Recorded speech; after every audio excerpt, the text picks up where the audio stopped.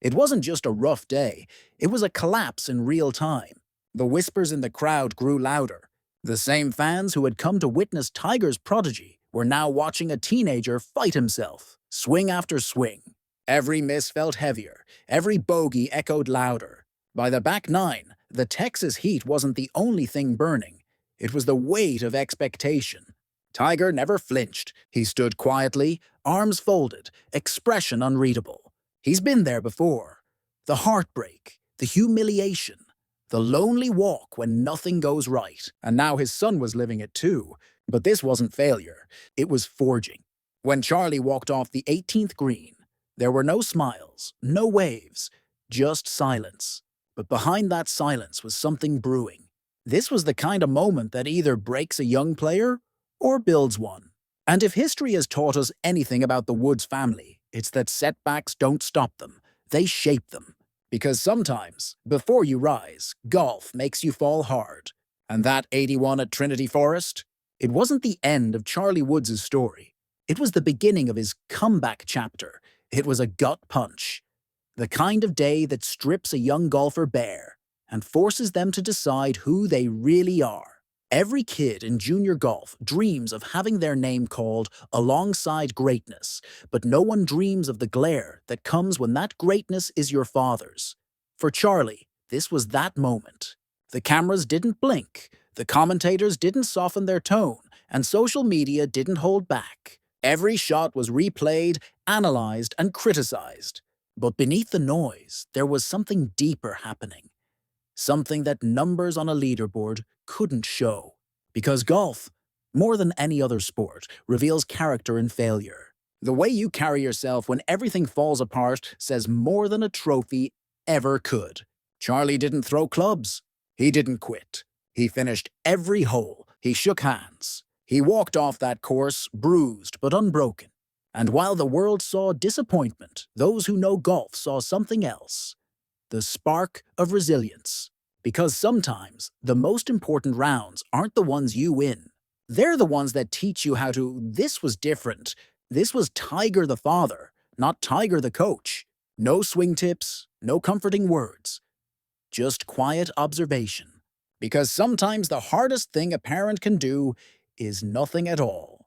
He knew this moment wasn't about fixing Charlie's game. It was about letting him face the storm. Every great player has a day that breaks them. The round that humbles, exposes, and ultimately transforms. This was Charlie's. The numbers were ugly, the cameras relentless, but inside that struggle was something sacred. The beginning of growth. You could see it in the way he kept his composure, in the way he walked off the green without a slammed club or a frustrated glare. Golf doesn't hand out sympathy. It hands out lessons. And this one was brutal. Yet it's also the kind that forges champions. For the first time, Charlie Woods wasn't just learning from his father's victories. He was living through his own defeat. And as the Texas sun dipped low over Trinity Forest, there was a quiet truth in the air. Every legacy begins somewhere, and sometimes it starts at the bottom of the leaderboard. This was the kind of round that tests not just your game, but your identity.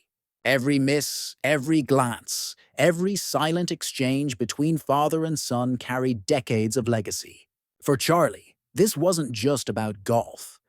It was about living up to a name that defines greatness itself. For Tiger, it wasn't about trophies or technique anymore. It was about watching his son experience the very pain he'd faced countless times before. Only now, he couldn't swing the club for him. He had to let him fall. Reporters described the air around the Woods camp as heavy, like everyone knew this was more than a bad scorecard. It was a rite of passage. Charlie wasn't immune to the pressure. Who could be? He's 16, playing under the hottest microscope in junior golf. Every step, every shot, every reaction filmed, analyzed, debated. And on this day, the cracks showed. But here's the thing about collapses. They reveal what polish hides. Beneath the frustration, you could still see glimpses of fight. The way he regrouped after doubles, the steady tempo on his swing despite the chaos. That resilience, that refusal to quit, is the same fire that built Tiger's empire. It just hasn't fully taken shape yet. As the final putt dropped, the cameras stayed on Tiger's face. No applause, no smile, just a slow exhale. Like a man who knew this wasn't the end, just the beginning of something real.